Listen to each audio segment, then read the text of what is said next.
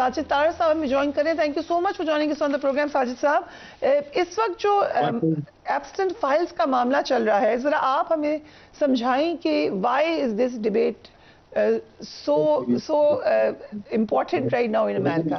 देखिए, मेरी नजर में दुनिया में हर कंट्री, हर शहर के अंदर एक एप्स्टीन मौजूद है और उसमें अगर देखा जाए तो उसमें सिर्फ इस वक्त इम्पोर्टेंट इसलिए है कि डेमोक्रेट पार्टी ने भी बिजनेस में रहना है, उन्होंने भी अपने लोगों को सरगर्म रखना है और जो लेफ्ट विंग मीडिया है उन्होंने भी अपना कारोबार चलाना है।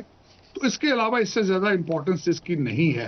डोनाल्ड ट्रंप साहब के बारे में देखा जाए तो उनके बारे में कई स्कैंडल जो है वो सामने लाने की कोशिश की गई, लेकिन इस वक्त अगर देखा जाए, अगर बिल क्लिंटन व्हाइट हाउस के अंदर कुछ करे वो एक्सेप्टेबल है, अगर बराक ओबामा जो करे एक्सेप्टेबल है, लेकिन अगर कोई रिपब्लिकन लीडर इस तरह की हरकत करे या जो कुछ भी करे वो एक स्कैंडल है।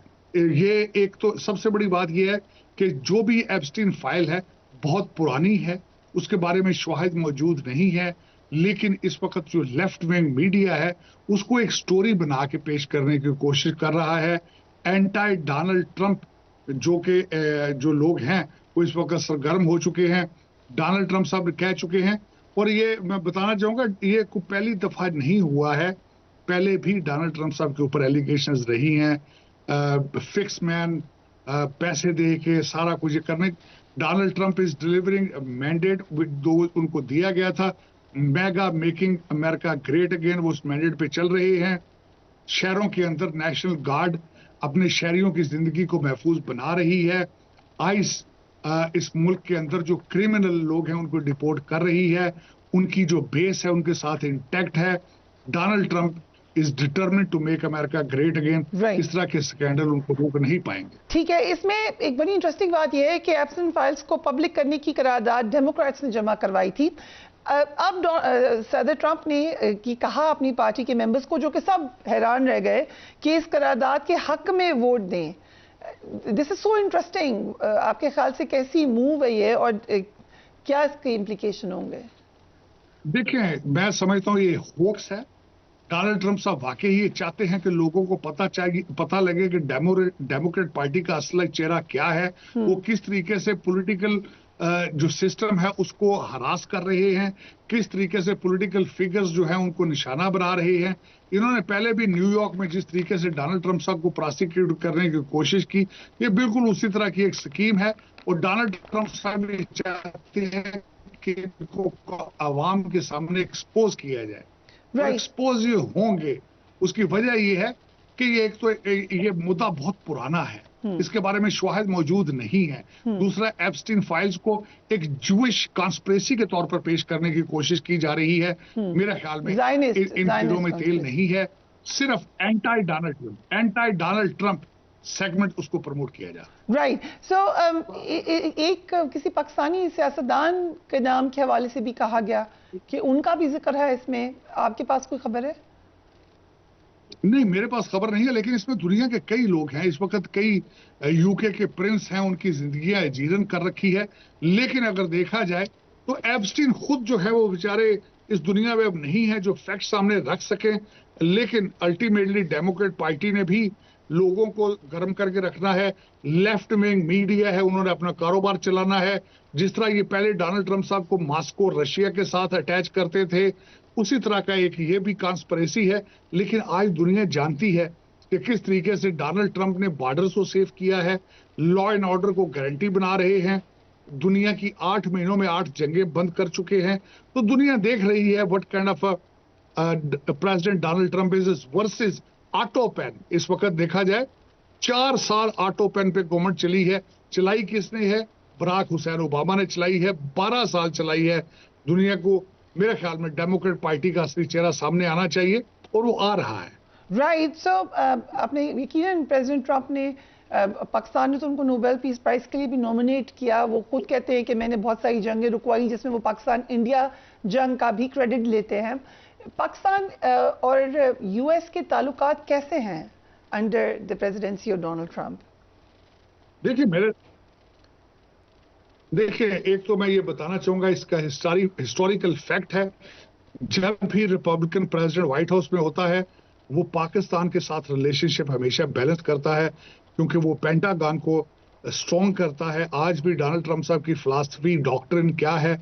Making achieving peace through strength. और दूसरा, 2004 में पाकिस्तान का नॉन नेटो एलाई, जो कि एक बहुत बड़ा स्टेटस है, दैट इज इन फैक्ट।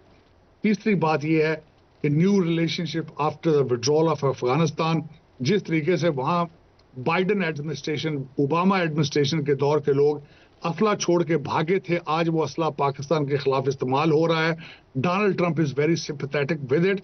और दूसरा, इस वक्त Pakistan is going through the phase, it's a new Pakistan after May 10th। Field Marshal is a founder of a new Pakistan. He's a strong leader. He's standing up to all the enemies of Pakistan, regardless either they are on the borders of left and right or either internal elements. So he's standing up to it. Right. उन्होंने कहा मैं he is my favourite field marshal. Field marshal Asim Munir के बारे में publicly कहा। शहबाज शरीफ साहब को भी उन्होंने फोरम दिया बात करने के लिए। आप क्योंकि क्लोज क्वार्टर्स में हैं, क्या क्या कहते हैं वो शहबाज शरीफ साहब के हवाले से? शहबाज शरीफ साहब के हवाले से ना सिर्फ देखे, दो चीजें मैं अर्ज करना चाहूंगा। शहबाज शरीफ साहब उन 20 लोग, उन वजीर आजम और सदूर का हिस्सा थे जिन्होंने न्यूयॉर्क में डोनाल्ड ट्रंप साहब के बारे में, गाजा का एक टीम का हिस्सा थे। शर्मुल शेख के अंदर तकरीबन 33 या 36 लोग मौजूद थे, लेकिन एक वाहिद प्राइम मिनिस्टर को पिक किया गया था और उनको पब्लिक फोरम, उनको डाइस दिया गया था, जिसमें शहबाज शरीफ साहब रैंडमली बोले थे और he spoke very well about it. इस वक्त अगर देखा जाए, पाकिस्तान आज से कुछ अर्सा पहले जिस तरीके से डीप आइसोलेशन में था और आज जहां खड़ा है, जमीन आसमान का फर्क है। लेकिन क्या ब्रेकिंग पॉइंट है? May 10th, जब the Pakistan came on a horizon. $21 billion का एक बजट, डिफेंस बजट भारत का, वर्सेस 9 बिलियन बजट पाकिस्तान का। 1.6 मिलियन लोग, फौज के लोग भारत के, वर्सेस 700,000। मेरे ख्याल में it's a new sheriff is in town. हमारे फील्ड मार्शल साहब has created a miracle for Pakistan. तो आज मेरे ख्याल में अब पाकिस्तानियों का फर्ज है ना सिर्फ पाकिस्तान से मोहब्बत करें, पॉजिटिवली सोचें कि किस तरह पाकिस्तान को अगली फेज में लेकर जाना है। तो आज आपकी मीटिंग भी हुई है प्राइम मिनिस्टर शहबाज शरीफ से, कुछ कहा आपने इस हवाले से उनको? इस हवाले से नहीं, आज मेरी मीटिंग थी प्राइम मिनिस्टर साहब के साथ, माइनॉरिटीज के हवाले से थी, सिख जो करतारपुर बॉर्डर है उसके बारे में थी, और मेरे साथ जो अमेरिका से आए मेरे सिख दोस्त थे, उन्होंने प्राइम मिनिस्टर साहब का शुक्रिया अदा किया कि किस तरीके से फ्लड के पीरियड के अंदर उन्होंने करतारपुर को, जिस तरीके से हमारी पाकिस्तानी गवर्नमेंट ने सिखों को उसको करतारपुर को साफ किया। फिर उसके बाद सारे लोगों को निकल जाने का कहा, लेकिन सिख यात्री उन्हें कहा गया कि आप पाकिस्तान के अंदर रह सकते हैं। तो वो सिक्स ऑफ अमेरिका की जो टीम थी, जो उनके लीडर थे, वो उनका शुक्रिया अदा करना चाहते थे। Prime minister was so gracious to accept their greetings and everything. और उसमें हमने माइनॉरिटीज का डिस्कस किया है कि पाकिस्तान के अंदर किस तरीके से माइनॉरिटीज को डील किया जा रहा है, बिलखुसूस सिख जो हमारी कम्युनिटी है उनको किस तरह अकोमोडेट किया जा रहा है। फ्यूचर के अंदर प्लान्स को डिस्कस किया गया है। हमारी बहुत ज्यादा Sikh community Canada, England, Australia से पाकिस्तान में आना चाहती है, पाकिस्तान के अंदर इन्वेस्टमेंट करना चाहती है, रियल एस्टेट के हवाले से, होटलों के हवाले से।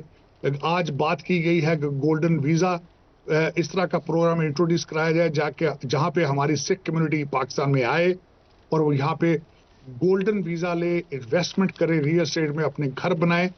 देखें, सिखिज्म और पाकिस्तान का रिश्ता अनटूट रिश्ता है। Indeed. उनके जितने ज्यादा उनके गुरुद्वारास और रिलीजियस उनके जो भी चीजें हैं वो पाकिस्तान के अंदर है। तो मेरा आज हमारे प्राइम मिनिस्टर साहब उन्होंने ग्रेशियसली टाइम दिया, उनको एक्नॉलेज किया, साजिद ताहिर साहब, बताया thank you so much for joining us on the programme.